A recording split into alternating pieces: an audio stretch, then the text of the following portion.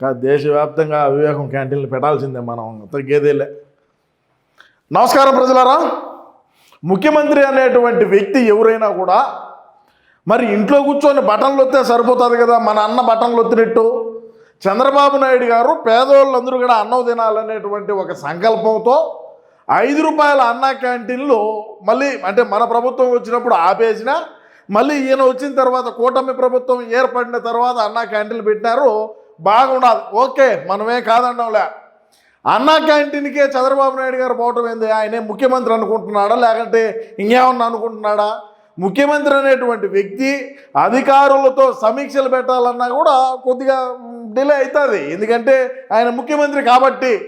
అంటే మన జగనన్న ముఖ్యమంత్రిగా ఉన్న రోజుల్లో మరి ఏ విధమైనటువంటి చర్యలు తీసుకునేటువంటి వాడు, ఏ విధమైనటువంటి చారిత్రాత్మకమైన నిర్ణయాలు తీసుకునేవాడు, ఏ విధంగా బ్యాటరీలు అయిపోయినా కూడా ఛార్జింగ్ పెట్టి ఏ విధంగా బటన్లు వచ్చేవాడని మనం ఒకసారి ఆలోచన చేసుకోవాలా. ఎందుకంటే చంద్రబాబు నాయుడు గారు ఈ వయసులో ఆయనకి ఏం అవసరము? ఇంట్లో ఉండొచ్చు కదా, నీకు ఎందుకు ఇప్పుడు ఈ వయసులో పెద్ద ఆయన? ఇప్పుడు అన్నా క్యాంటీన్ గడిపినాడుయా, అన్నా క్యాంటీన్ ఓపెన్ చేశాడు, బాగుండదు, యారేం తెలీదు. దీంట్లో తిప్పుతారు, సోషల్ మీడియాలో తిరుగుతూ ఉన్నది.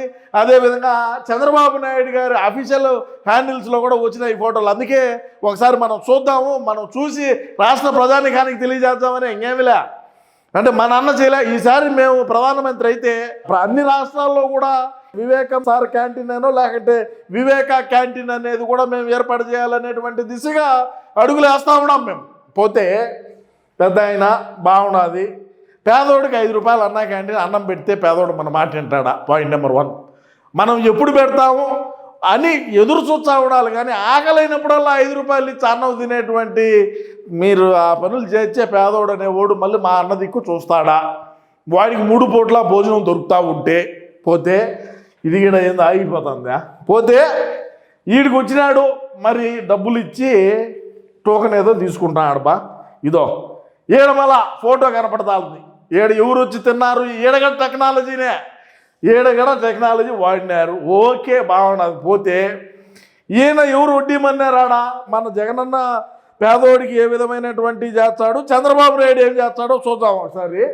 పేదోడు 5 రూపాయల అన్నా క్యాంటీన్ కోసం 5 రూపాయలు లెక్కించి ప్లేట్ ఎత్తుకోకపోతే ఆయన ఏదో వడ్డిస్తాడు, చక్కెర పొంగల్ అంట. దాని మీద కూడా రాశారు. పోతే ఇంకా చూద్దాం మనం ఏంది కథ అనేది చూడాలి ఇక్కడ. ఎందుకంటే ఆశామాషా పని కాదు. పేదోళ్ళతో కలిసి భోజనం చేయటం ఇది ఎక్కడ సాంప్రదాయం? ఇది కొత్త కొత్త సాంప్రదాయాల్ని దేనికి తీసుకువస్తున్నారు? చంద్రబాబు నాయుడు గారు వాళ్ళ కొడుకు ఏమో తెలుగుదేశం పార్టీ కార్యకర్తల్ని 40 సంవత్సరాల నుంచి జెండా మోసినటువంటి కార్యకర్తలను ఇంటికి పిలిచి భోజనాలు పెట్టి బట్టలు పెడతారు.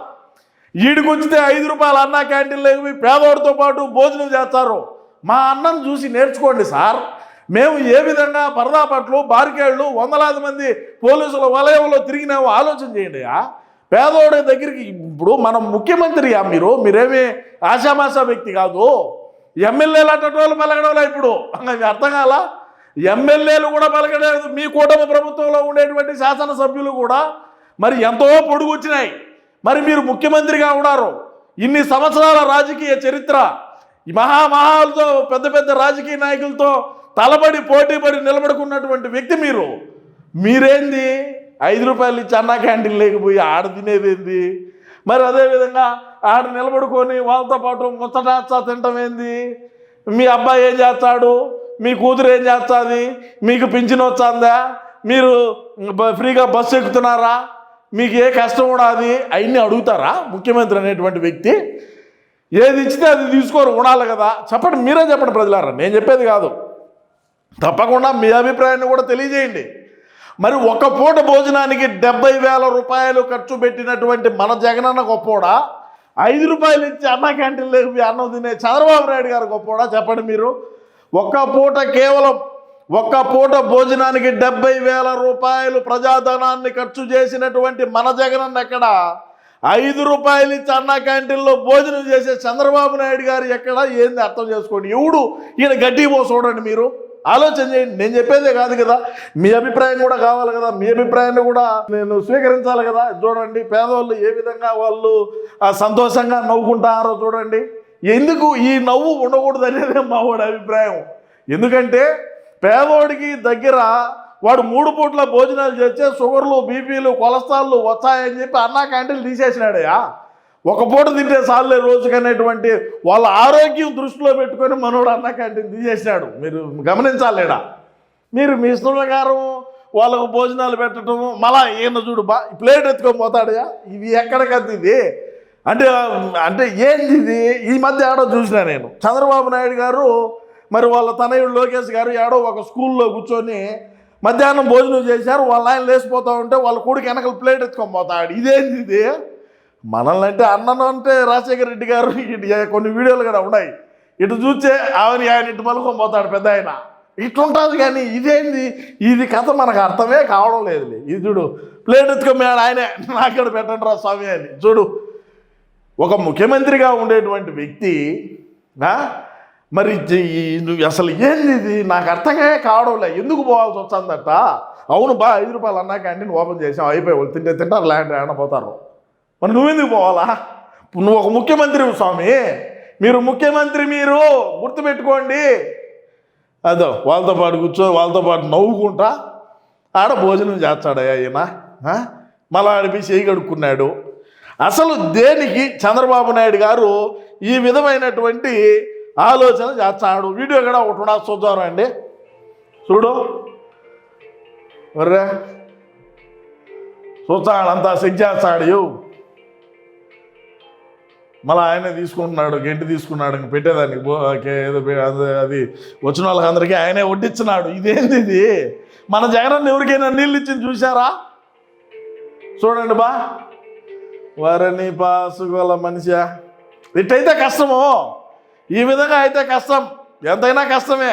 ఎందుకంటే మనోడు మన జగనన్న ఏ విధంగా పేదల్ని ఏ విధంగా అదేవిధంగా సొంత ఊరికి పోవాలన్నా కూడా మనం పరదాపట్లు బారికేళ్ళు కట్టుకొని పోయినటువంటి మన జగనన్న మరి అదేవిధంగా పేదోడు 3 పూట్ల అన్నా క్యాంటీన్లో భోజనం చేస్తే షుగరు, కొలెస్ట్రాల్, బీపీలు పెరుగుతాయని చెప్పి అన్నా క్యాంటీన్ తీసేసినటువంటి మన జగనన్న మరి అదేవిధంగా చూసుకుంటే అప్పట్లో ఏ విధమైనటువంటి రేషన్ బియ్యం ఇచ్చేవాడు అది కూడా మనం ఒకసారి ఆలోచన చేసుకోవాలా. ఏ విధమైనటువంటి నాసిరకం. ఎందుకంటే 3 పూట్ల తింటే ఏ విధంగా ఇబ్బంది పడతారని, ఏ విధంగా నిత్యావసర వస్తువులు ఏ విధంగా ధరలు పెంచినామో గతంలో ఆలోచన చేయండి. అది కూడా ఆరోగ్యం దృష్టిలో పెట్టుకొనే చేసినాడు మనోడు. మన జగనన్న అదేవిధంగా చేస్తాడు. కాబట్టి మరి కూటమి ప్రభుత్వం అధికారంలోకి వచ్చిన తర్వాత ఈ అన్నా క్యాంటీన్లు 200కు పైచిలుకుగా ఏదో ఓపెన్ చేసినారని నేను అనుకుంటా ఉన్నాను. మరి ఎన్ని చేశారో మరి ఏమో తెలియదు.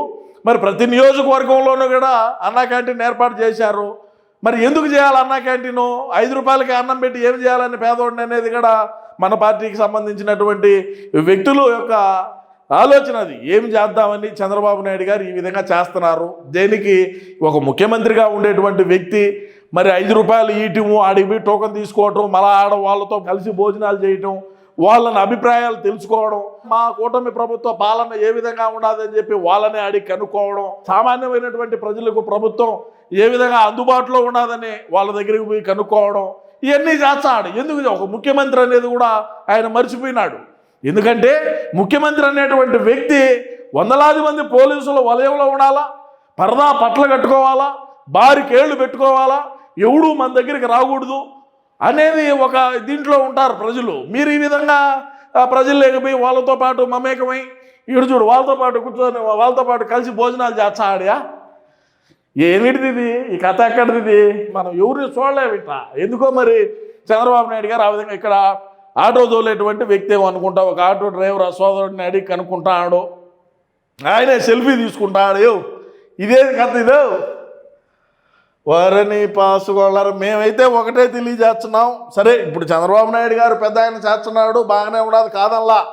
రేపు ఖచ్చితంగా మన అన్న ప్రధానమంత్రి అయిన తర్వాత ప్రతి రాష్ట్రంలో కూడా వివేక క్యాంటీన్ ఏర్పాటు చేస్తామని మన అన్న ఒక సంకల్పంతో ముందుకు పోతా ఉన్నాడు. ఖచ్చితంగా రాబోయే రోజుల్లో అది నెరవేరుతుందని మనం అనుకుందాం. ఎందుకంటే మనం అన్ని రాష్ట్రాల్లో కూడా వివేక సార్ని మనం రోజు కూడా, ఎందుకంటే చిన్నాయన చాలా మంచి వ్యక్తి, మరి అప్పట్లో కబెట్టు కొట్టుకొని బాత్రూంలో పడిపోయినాడు. కాబట్టి మరి ఆయన్ని ఎప్పుడూ కూడా రాష్ట్రంలో ఉండేటువంటి ప్రజలే కాకుండా దేశవ్యాప్తంగా ఉండే ప్రజలందరూ కూడా ఆయన్ను స్మరిస్తూ ఉండాలంటే ఖచ్చితంగా వివేక క్యాంటీన్లు ఏర్పాటు చేద్దాం. ఏర్పాటు చేసి మనం చంద్రబాబు నాయుడు గారు ఏదో పప్పు అన్నం ఇట్లాంటివి పెడతా ఉంటే మనం ప్రతిరోజు కూడా మటను, అదేవిధంగా రొయ్యలు, చేపలు, ప్రతిరోజు కూడా ఎగ్గు ఇట్లాంటివి కూడా మనం ఈసారి వచ్చిన తర్వాత పెడతాం.